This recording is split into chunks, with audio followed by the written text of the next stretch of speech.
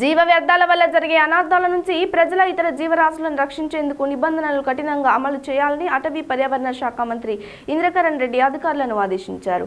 అరణ్య భవన్లో జల, వాయు, శబ్ద కాలుష్య నియంత్రణ, నివారణ, biomedical wastage, single use plastic నిషేధం, ప్రత్యామ్నాయ మార్గాల అన్వేషణ, నది జలాల కాలుష్య నియంత్రణకు తీసుకుంటున్న చర్చలపై మంత్రి ఇంద్రకరణ్ రెడ్డి కాలుష్య నియంత్రణ మండలి అధికారులతో సమీక్ష నిర్వహించారు.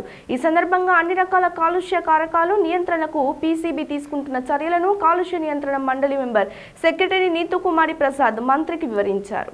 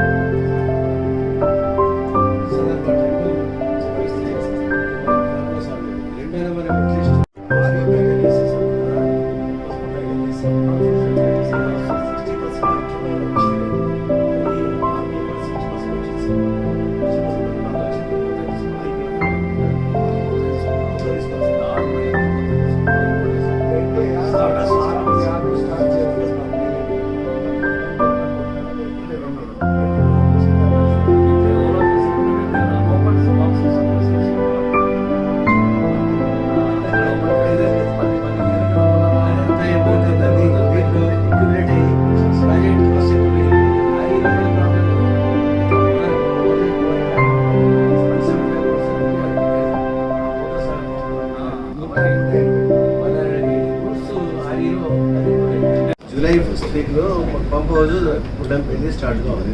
ఇది 2 years బ్యాక్ మాకు ఎస్టరేజ్ ఇచ్చారు. 10,000 acres ఆయకట్టు తీసుకోండి అని చెప్పారు. ఇప్పుడైనా కనీసము 27 ప్యాకేజ్ వాటర్ రిలీజ్ చేస్తాము.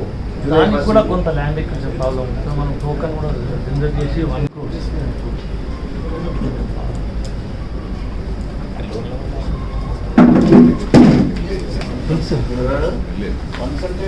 కష్టం కానీ 1 crore